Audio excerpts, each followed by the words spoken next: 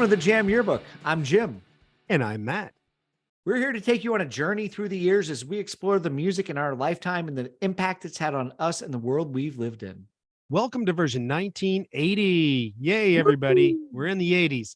Still. The 80s are big and important years musically for our generation. Before we get rolling, though, because it's going to be hard to stop once we get going, we need to pay respects to those we lost. It's not an overstatement to call them icons. Oh, big time. Matt, get us rolling on it. All right. Original frontman for AC/DC, Bon Scott. He was never afraid of a party, never met one he didn't like. After a long night of drinking, his friend couldn't get Bon out of the car, so he left him in the back seat to sleep it off. Unfortunately, no one checked on Bon until much later the next day, February 19th, and it was too late. Bon Scott's death certificate lists 2 items as cause of death: acute alcohol poisoning and death by misadventure. That is a Bon Scott lyric. Yeah. His unfortunate death was a mere 5 months before the release of Back in Black and before AC/DC would become one of the biggest bands of all time. If you ever come over here to Scotland to see me, Matt, I will take you to Carrymere and I'll show you the Bon Scott statue in the center of town. Oh, and I will have a beer with him and get my picture taken. Yeah, that'll be great. Definitely. And then we have John Bonham. That name right there, John Bonham, is synonymous with power. And his Gonzo. skill and Gonzo. Yeah, he was Gonzo. His skill was more than power, though. For many, he is the measuring stick, unfairly, that most drummers are compared to. It's really not fair. You're no bottom. Yeah, exactly. Well, no shit. No, not too many people are. Led Zeppelin was rehearsing in preparation for their first tour since 1977. He had started a huge drinking binge on September 24th that continued all through rehearsal.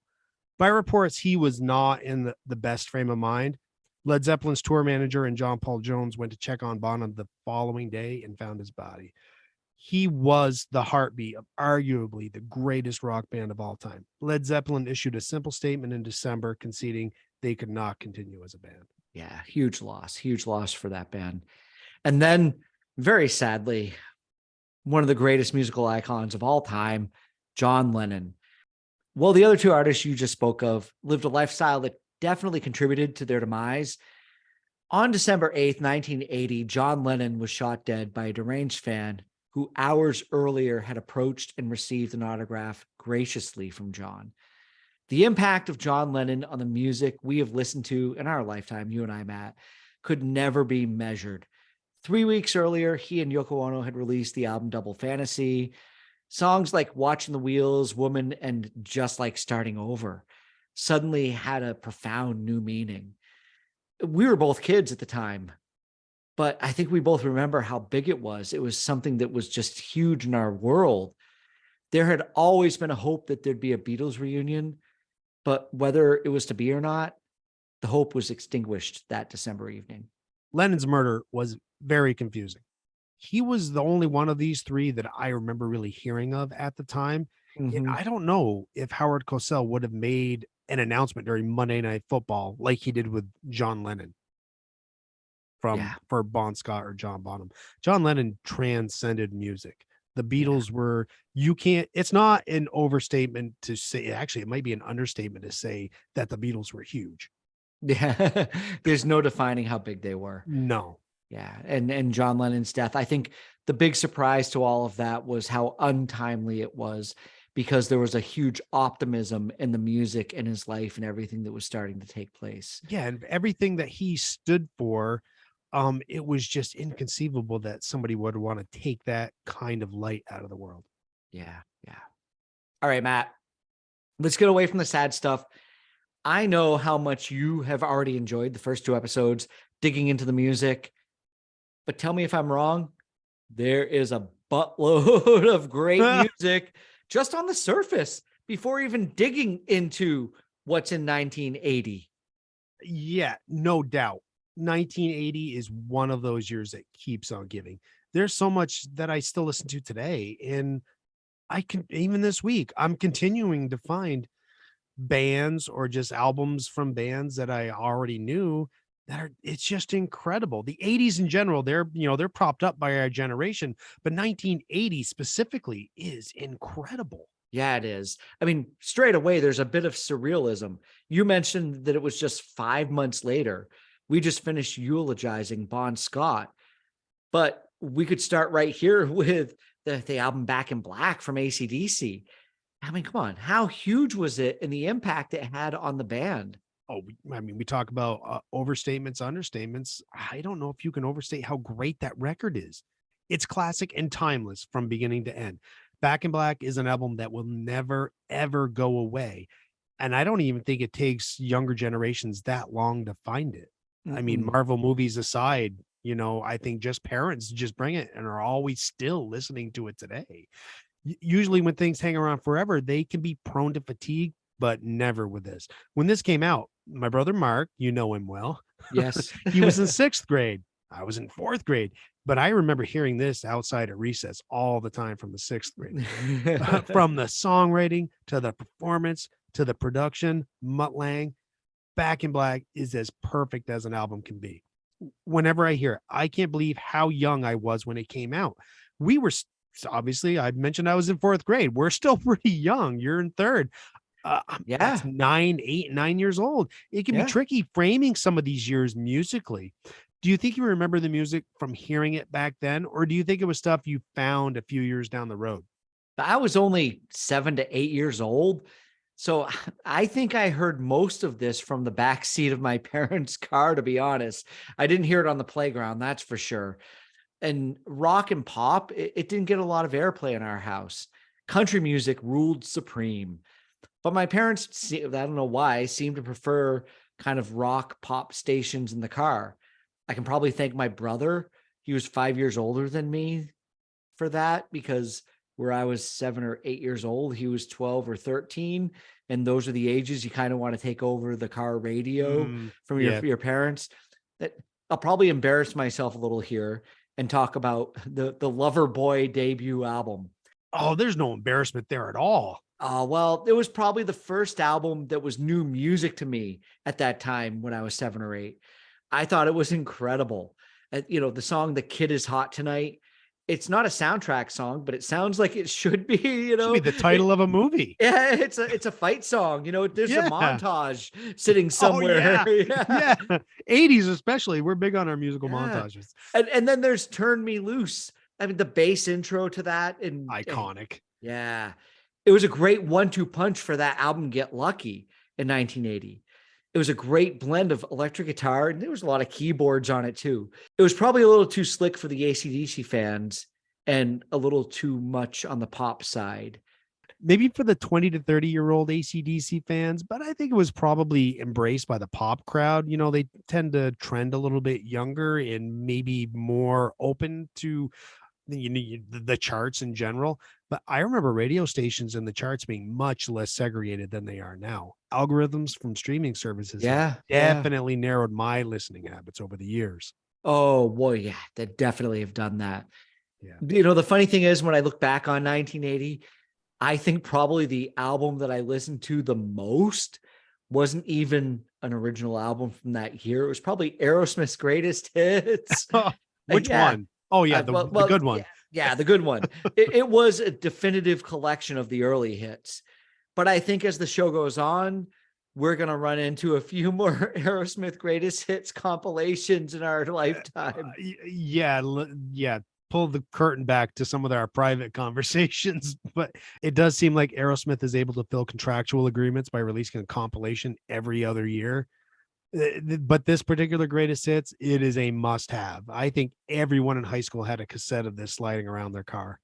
And I also remember the album that came out from Pat Benatar that year. I mean, come on. She had the song "Hit Me With Your Best Shot," "Treat Me Right." And I was raised religiously, not knowing the context at the time.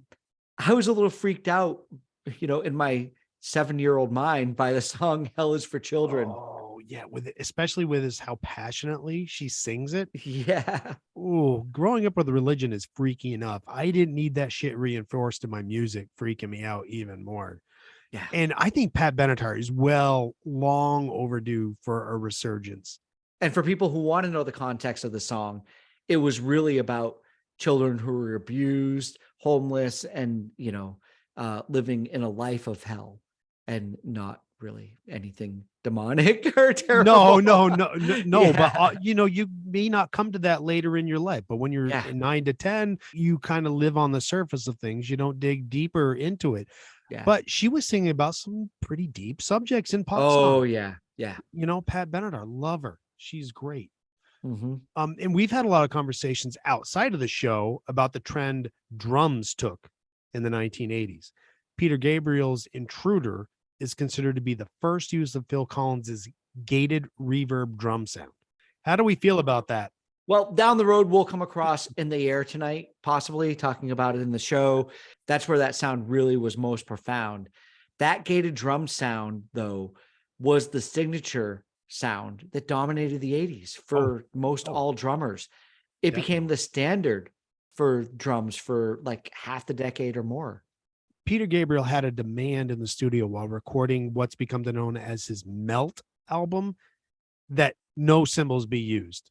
So a heartfelt thank you and a sarcastic thank you to all involved. Because without Maybe, that thank sound, you. yeah, maybe.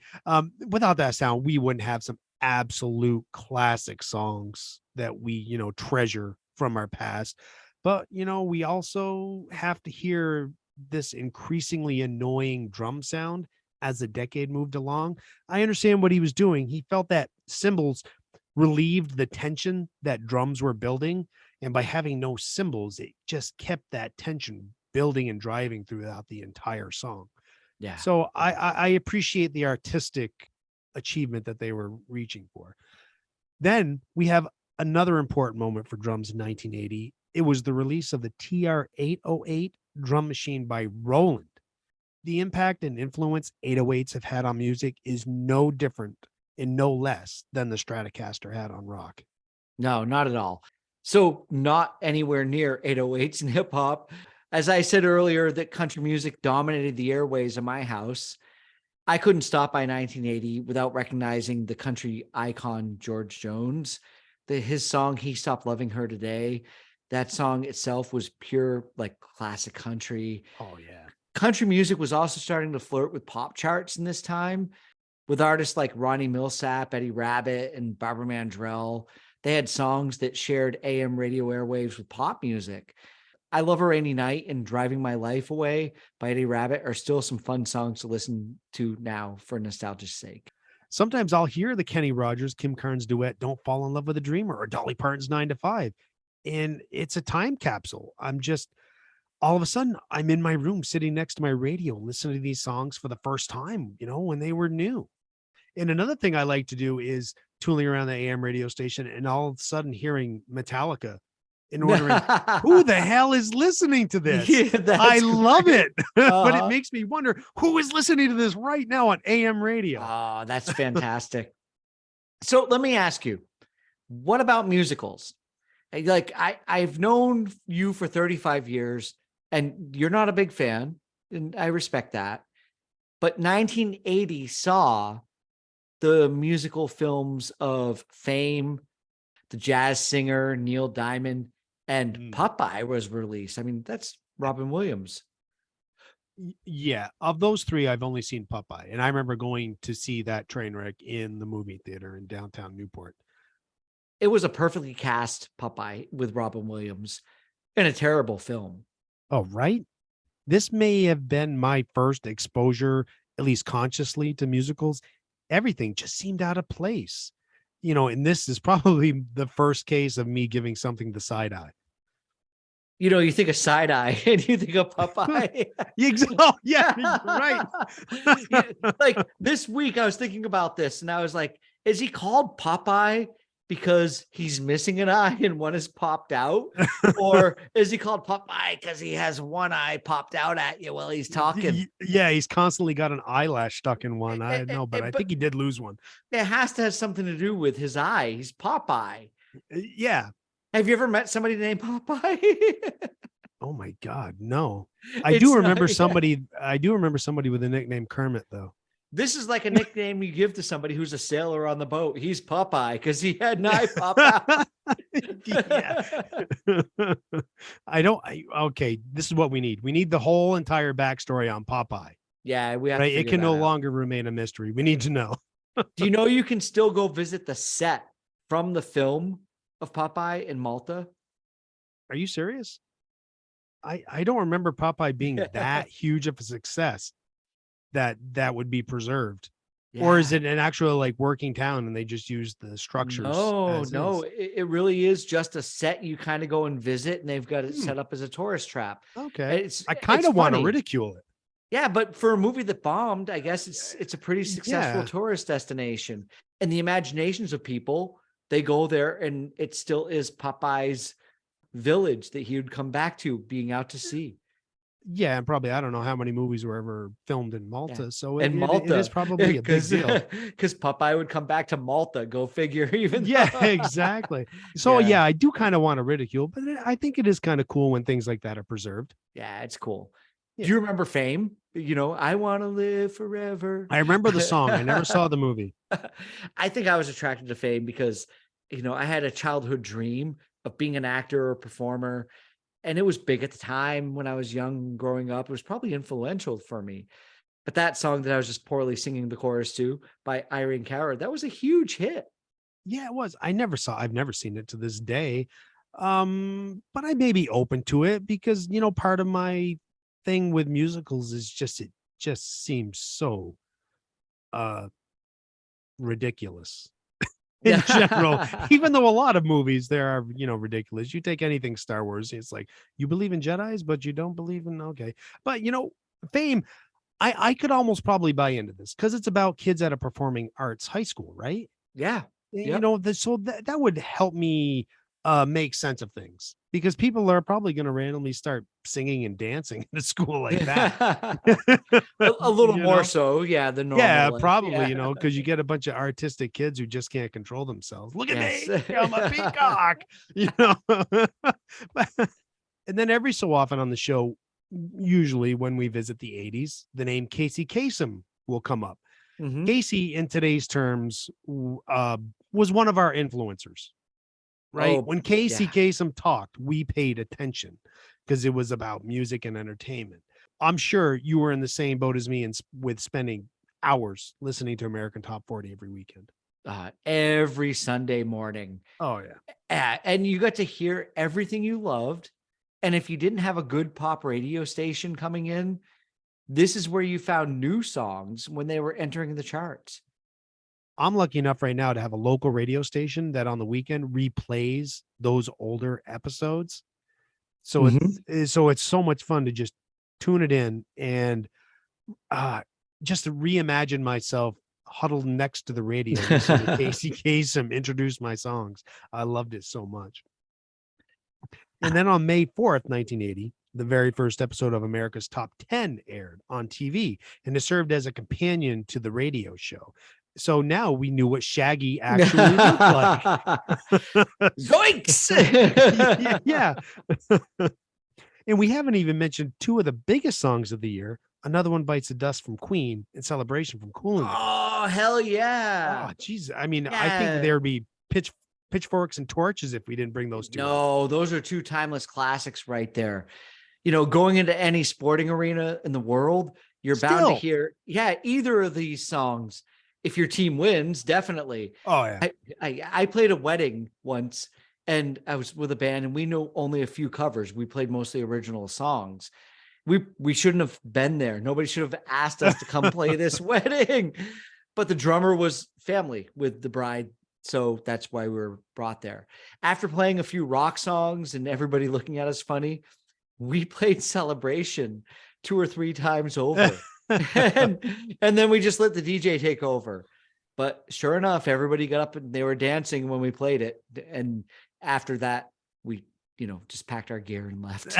Sheepishly was like, we're sorry. Yeah, we were like the Blues Brothers fleeing town, Oh, that's good. I love that. And at the beginning of the episode, I mentioned how 1980 was a year that kept giving. All Yeah. the music so far was very much in the moment, right? Yeah, it It's was. all hit, hit, hit, hit, hit. Yep. But there's so much that would enter my life at different stages. 4 years in the future, I got introduced to Ozzy, Motorhead, Mhm. Judas Priest, the Scorpions, Van Halen, on and on and on. all of them had great albums in 1980. Ace of Spades is still awesome. Iron Maiden debuted in 1980. Ronnie James Dio's first album with Black Sabbath, 1980. Yeah. This wasn't music I remember hearing anywhere at the time, but it was became huge. but it became very important to me later in the decade. And then a few more years later, still, the late 80s, I start giving bands like the Circle Jerks, Black Flag, Dead Kennedys a try. The Right? Circle I Jerks. know that was just going to bring up a adolescent chuckle, and it is Sorry. hard. I understand. It's hard. Geez, where are we going now? I realized this is really good music.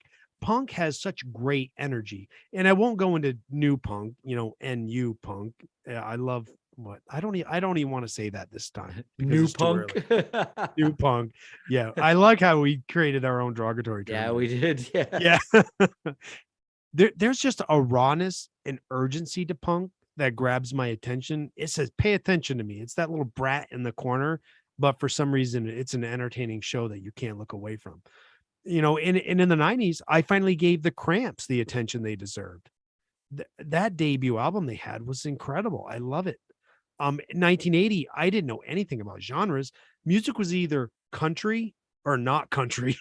At least in my eyes, right? Yeah. And one of my favorite genres of all time is new wave. It's like punk's nerdy cousin. I can always count on the Buggles or the Vapors to turn my mood around. I don't know how the Jam never got sued, but their song Start, it's an obvious rip of the Beatles' Taxman. Oh, and they admit it. Admit it. It was probably they got caught up in the moment, and then after the fact, they're like, oh shit, we just ripped off the Beatles. Yeah, you know what? We still like it. It's a good song. I don't care. I still love it. And that's entertainment. That's a great song. That's entertainment. Yeah. Right? You know that song. You're like, oh shit, that's the Jam. Yeah, 1980. This week, it's been revealed to me to be evergreen. I won't bore everyone with my deep dive, but I found so many new albums to listen to this week, and I really liked them all. During the course of the show, I really look forward to those discoveries. I would never call Huey Lewis and the News a deep dive by any means. They have an album that will be hard not to dedicate a whole episode to when we get there. Their self-titled debut in 1980 is fantastic. If you've never heard it, I can't recommend it enough. We definitely have some Huey coming up in the show. I know that for a fact because we were both huge fans as kids. We've talked about this, and the respect held itself over into adulthood. In a world with synth pop and, sparse drum sounds, Huey Lewis kept that pop, rock, and roll alive and well. This debut album, this was just a twinkle of what was to come. But Matt, here we go. You're cutting me off, aren't you? Yeah, it's time to move on to our 5. We're heading me off at the past. You could just keep going. You just went down a whole gamut of music from 1980. It was great. Are you ready to just wrap this up, 1980, and let's dish out our 5 songs? Yes, because it gives you less opportunity to possibly bring up The Cure. I didn't talk about them at all this year. And I didn't bring up the Ramones either. Yeah. It very easily should have. Yeah. But we haven't gotten to our 5, but dun, dun, dun. Oh, goddamn you. No, there's nothing I'm super excited here. Oh. Yeah, I'll hit you with The Cure down the road. Quite literally. But Matt, I prepared for this year, knowing you're a huge Ramones fan, by listening to the End of the Century album. Well, at least End of the Century is a good album. Well, so are all the Cure albums. All the Cure albums. Oh, geez. Here we go. On. Yeah, I'm sure you're going to tell me every single Ramones album is fantastic. Yes. Yes, of course. All right. Let's just go to our 5 and we'll get on with it. All right. You chose 1980. I'm glad you brought us here, but I'm sure you relished in it. What is your first pick? What song? Every song off the Ramones End of the Century album. Yeah, I'm sure. There are a couple albums you could probably just pick every song. Oh, yeah. There would be some internal struggle trying to pick one out. Yeah. I'm going to start us out with Joan Jett and Do You Want to Touch Me? Oh, yeah. Oh, yeah. I got to make sure I get some Joan Jett on the playlist. She has a knack for picking the right songs to cover. She stays pretty close to the originals, yet makes them her own at the same time. Yeah, perfect Joan Jett song to add to the playlist. I hope we get a few more through the course of the show. She has the most natural ability to just rock. It emanates from her, and people need to know more about her than just like Crimson and Clover and I Love Rock and Roll. So great choice. Thanks. She just has it, whatever it is. Yeah. You know, that old saying, she's just got it. Yeah, you can't define it. It's there. She's got it. All right. What is your first song from 1980? All right. So my first song is going to be something probably nobody's ever heard about before. It's the Reddings, and the song is The Awakening Part 1. I'm a Primus fan. I've always been for, most of my alternative music years from the 1990s, grunge music forward. And if you've ever wondered what Les Claypool was probably listening to as a kid when he was learning how to play bass, this is it right here. The Reddings, The Awakening Part 1. I'm saying that over again. I only found them a few months ago. I'd been looking for this song because Les Claypool performed this with his band, the Holy Mackerels. And I remember the CD being out back in the day, but I couldn't find it on Spotify. So I went to the Google machine, punched in to find out why. I couldn't find an answer, but discovered that it was a cover. And I went to the original. The album was actually one of the funkiest and smoothest R&B albums that I've heard, but it probably just fell late of that era in the 70s when the sound was changing. So quite honestly, if you want to know like how Les Claypool became Les Claypool, go listen to this because it's completely worth a listen. And The Awakening Part 1 is worth having come around on the playlist.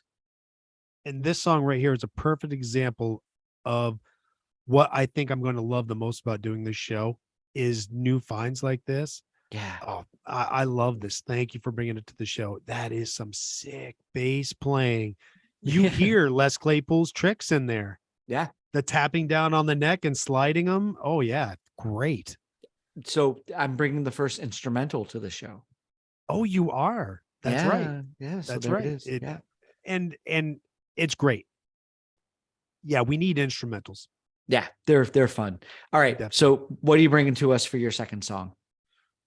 My second one will be Devo, Girl You Want. Whip It is probably the obvious song, but I got the freedom of choice. Yes, you do. See what I did there with the album title, Freedom of Choice. Mhm. But my choice is The Girl You Want. Stop laughing, everyone.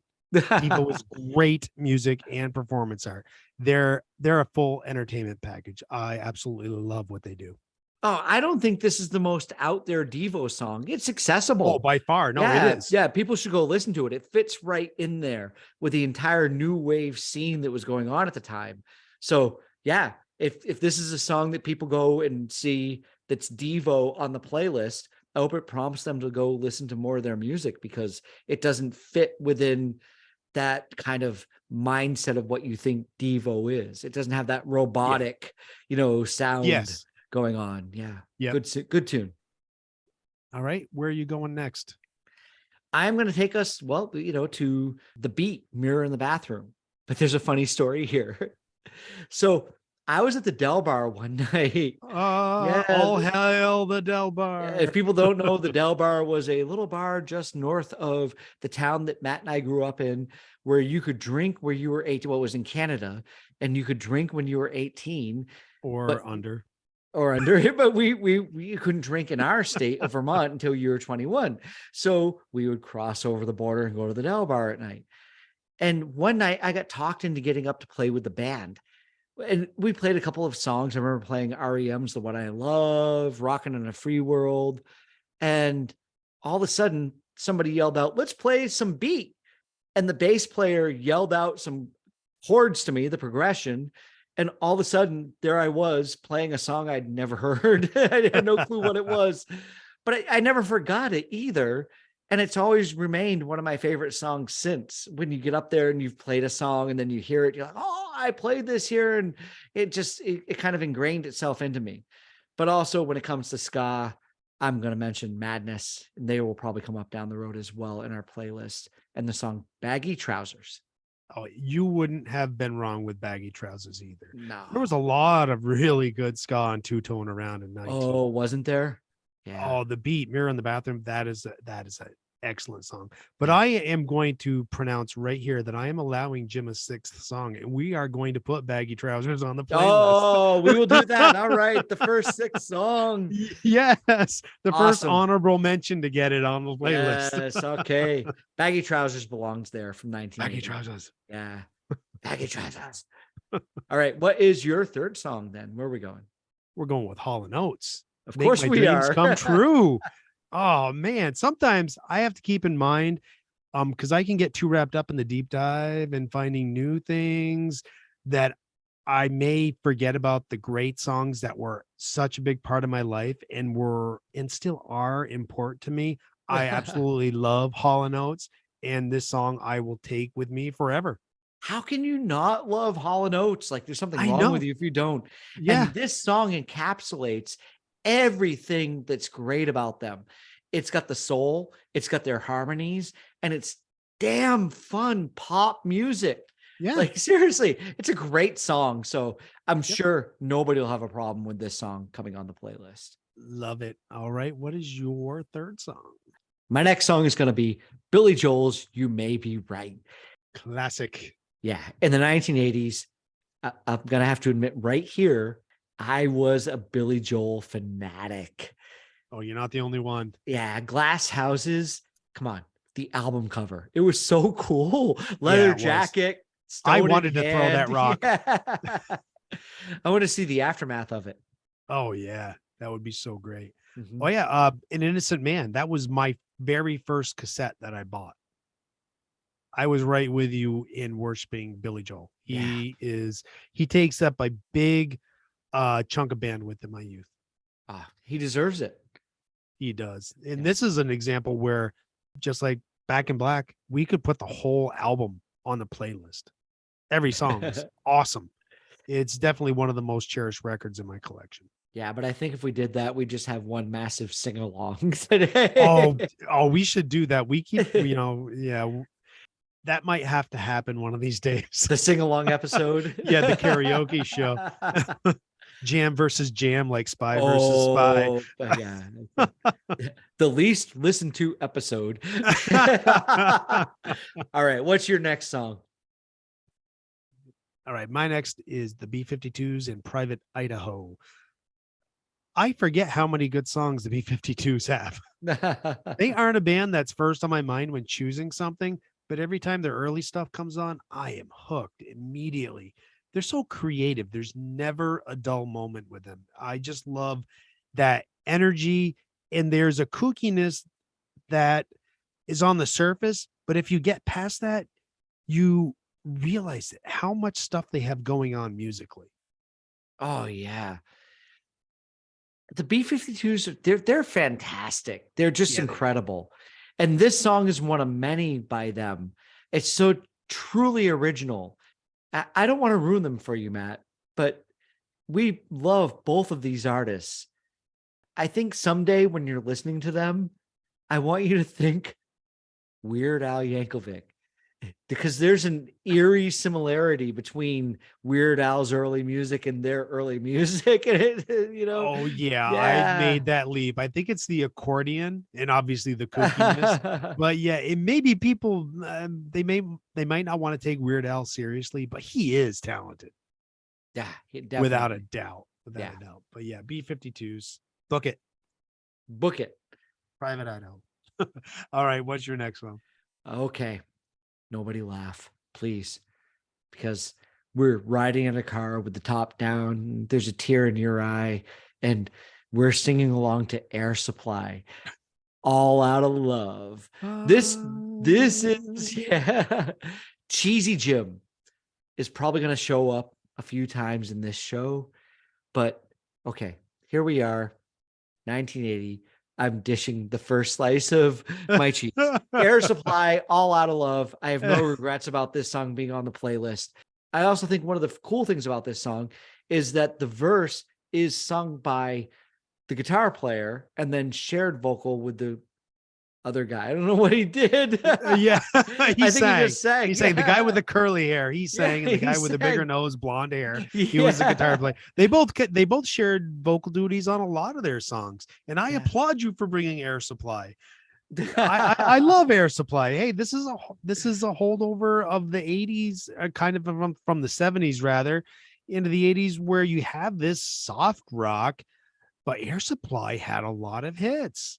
Oh And, yeah, they and definitely rightfully did. so. My parents had a few of their 8 tracks. That's like the perfect medium for Air Supply for some reason, except for when it would fade out in the middle of a song, click the track, and then fade back into the song. That was damn annoying. But I spent a lot of time, listening and singing along with Air Supply. They are, along with the Carpenters, one of the groups that kind of taught me how to sing. Blame them or praise them for that, depending on if you've heard me sing or not. All right, what is your last song from 1980?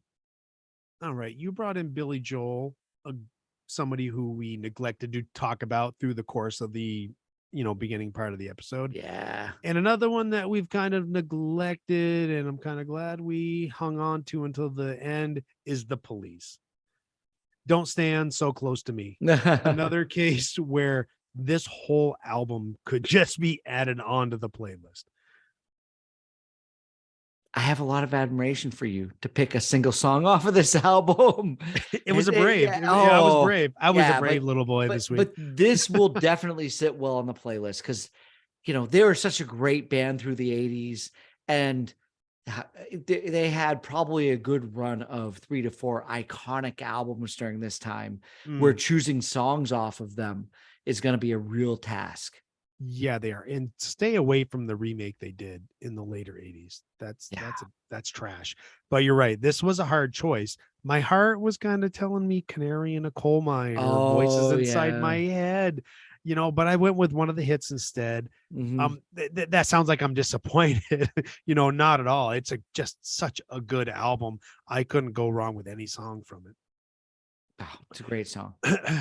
All right. So we got The Police out of the way. God, I felt like I was holding that in all episode. All right, Jim, how are you going to round out your 5 songs from 1980? Well, we talked about the musicals earlier in the show, and I brought up The Jazz Singer. And this is Neil Diamond, who was in the film, and he wrote some of the songs for the soundtrack, if not all of them. I don't really know. We both admit to not ever watching it, but we know the songs, and it is Neil Diamond's America. Speaking of cheese early, my slices that will come off during this show, as we go onward, me, Matt, I like cheesy music, and Neil Diamond is one of my favorite artists. And it's better when you embrace it. Yes. Yeah, absolutely. So you just need a little wine with Neil Diamond because it's cheese and wine, and you're good. But Neil Diamond, he served up gourmet cheese. A band I played in the 90s, Cinderblock Baby, we covered this. If you want to see a bunch of drunk rednecks in a bar suddenly get patriotic, ironically, over a song about immigration, this is the song to play. You will have a bunch of guys in flannels screaming out and fist pumping today as they, oh God, every time that flag unfurls, you need to just say that flag unfurls.